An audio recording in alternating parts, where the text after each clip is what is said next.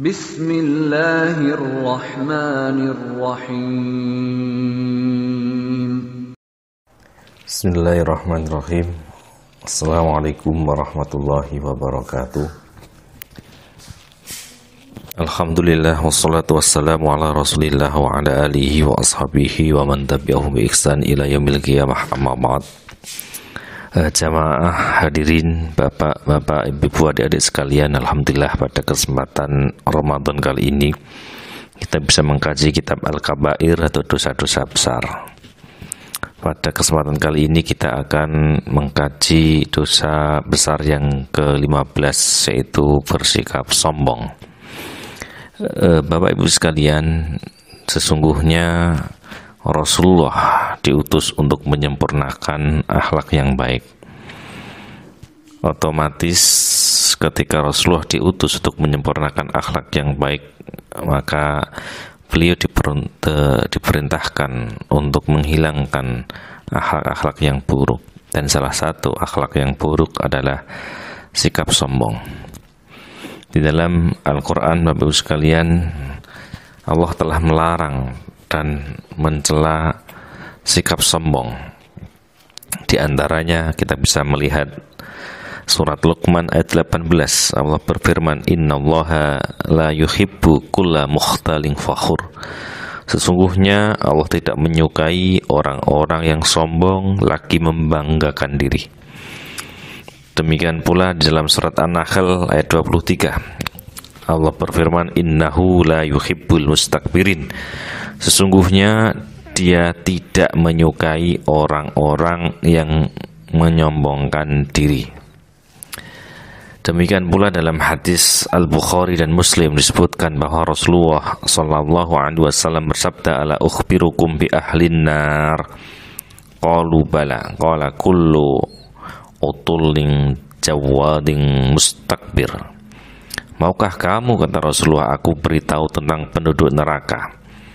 Para sahabat menjawab, mau wahai Rasulullah. Kemudian Rasulullah bersabda, mereka adalah orang-orang keras lagi kasar, tamak lagi rakus, dan takabur atau sombong. Bapak ibu sekalian, perlu kita ketahui bahwa sebagian salafus solih, orang-orang dahulu yang solih, yaitu para sahabat, tabi'in, tabi'ut tabi'in, mereka menjelaskan bahwa dosa pertama kali yang muncul kepada Allah adalah kesombongan, yaitu bisa kita lihat dalam surat Al-Baqarah ayat 34, ketika iblis diperintahkan untuk sujud kepada Nabi Adam tapi iblis menolak. Bisa kita baca, wa id qulna lil malaikati isjudu li adama fasajadu illa iblis aba wastakbara wa kana minal kafirin. Dan ingatlah ketika kami berfirman kepada para malaikat, sujudlah kalian kepada Adam, maka sujudlah mereka kecuali iblis.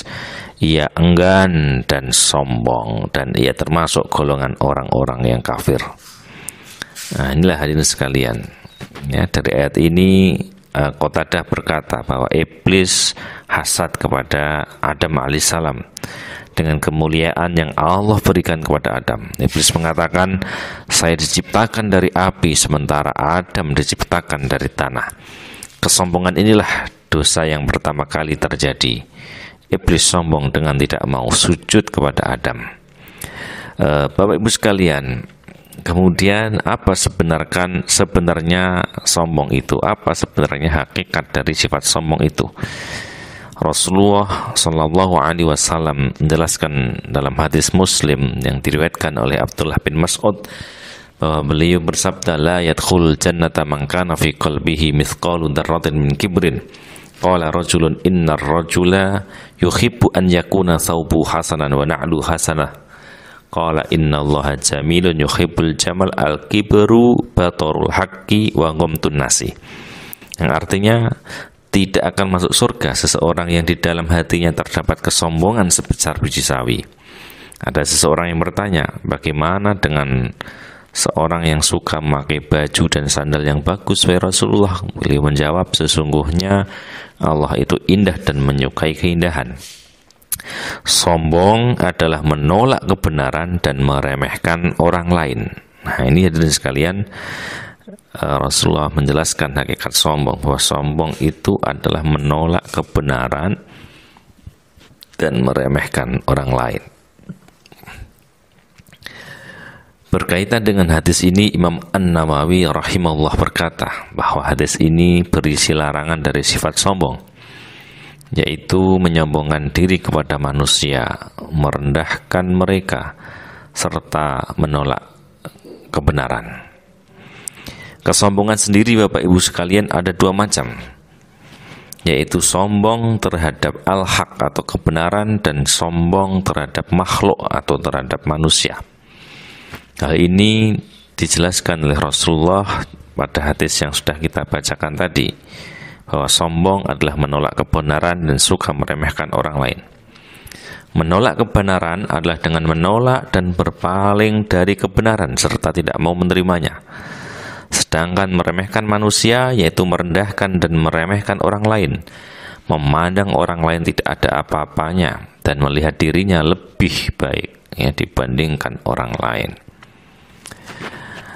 Bapak Ibu sekalian, sombong terhadap al-haq atau kebenaran adalah sombong dengan tidak mau menerima kebenaran. Setiap orang yang menolak kebenaran maka dia telah sombong disebabkan sikap penolakannya tersebut. Oleh karena itu wajib bagi setiap muslim untuk menerima kebenaran yang ada dalam Al-Quran dan Al-Hadis. Ini Bapak Ibu sekalian ya.